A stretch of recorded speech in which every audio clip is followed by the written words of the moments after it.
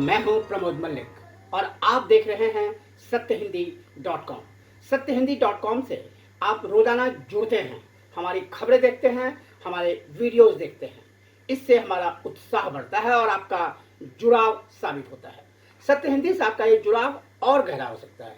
इसके लिए आप इस वीडियो के डिस्क्रिप्शन पर जाइए और वहां लगे एक लिंक को क्लिक कीजिए।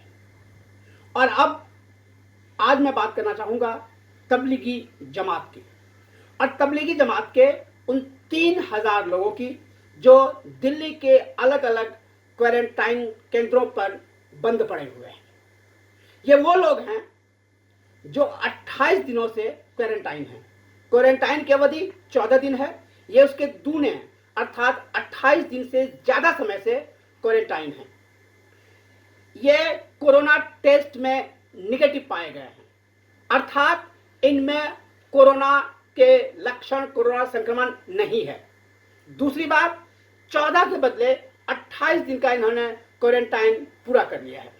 इसके बावजूद वो दिल्ली के अलग अलग अस्पतालों में, अलग अलग क्वारंटाइन सेंटर्स पर बंद पड़े हुए हैं और उन्हें घर जाने की इजाजत नहीं है।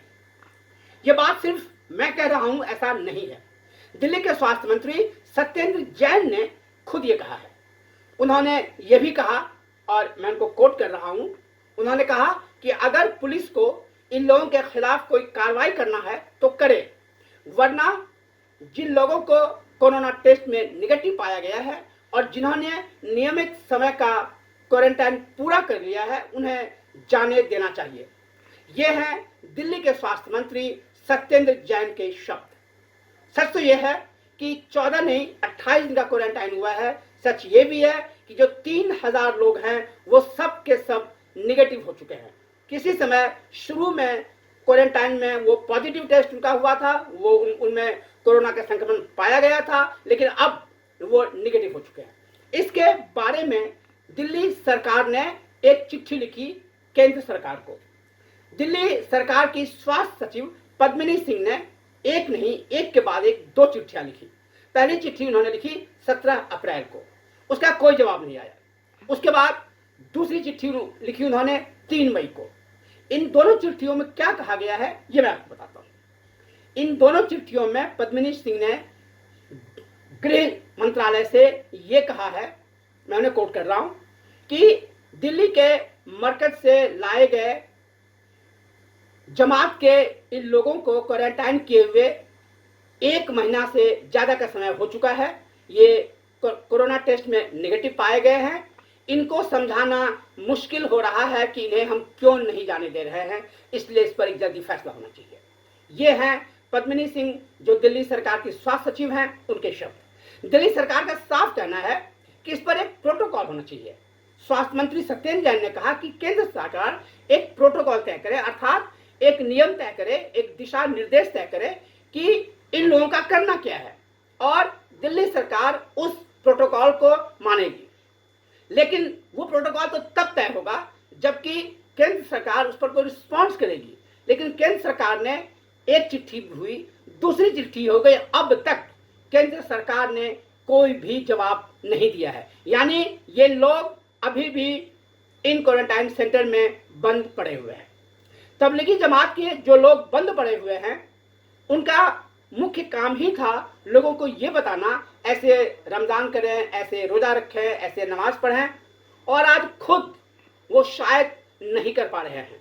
रमजान का पवित्र महीना शुरू हो चुका है और ये लोग अपने अपने घरों में नहीं हैं, ये क्वारंटाइन केंद्र में बंद हैं, जबकि ये कोरोना पॉजिटिव भी अब नहीं है। एक और मामला इसके ऊपर उठ सकता है, वो ये कि केंद्र सरकार का कहना है कि जो 3000 से ज्यादा लोग क्वारंटाइन किए गए हैं, उनमें 567 विदेशी हैं। इनमें से ज्यादातर लोग इंडोनेशिया और मलेशिया के हैं, कुछ उसमें थाईलैंड के भी हैं। इनके ऊपर एक आरोप लगता है, केंद्र सरकार का कहना है कि इन्होंने वीजा नियमों का उल्लंघन किया। इन्होंने वीजा, टूरिस्ट वीजा लिया था, अर्थात भारत वो घूमने फिरने के लिए आए थे, लेकिन उन्होंने उसके बजाय एक धार्मिक सम्मेलन में भाग लिया, जो कि वीजा नियमों का उल्लंघन है, और वीजा नियमों का उल्लंघन होने के कारण उन पर कार्रवाई की जानी चाहिए।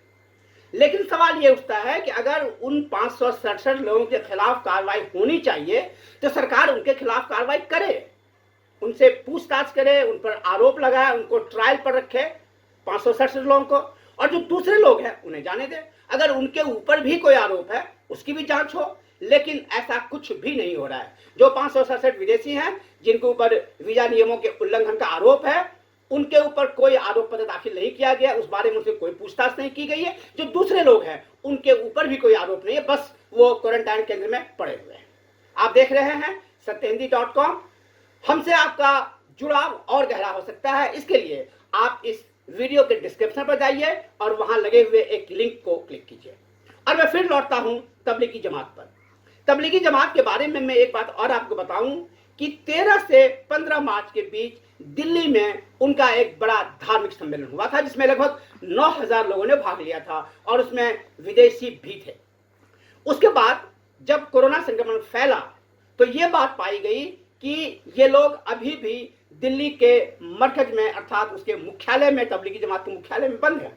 उन लोगों को रेस्क्यू किया गया, उनको क्वारंटाइन सेंटर्स पर भेजा गया, उनकी जांच की गई। उसके बाद तबलीगी जमात को निशाने पर लिया गया और मुख्य धारा की मीडिया और सोशल मीडिया ने एक ऐसा नैरेटिव तैयार किया, एक ऐसा वातावरण बनाया गया कि देश में ये कोरोना का संक्रमण सिर्फ यही कर रहे हैं।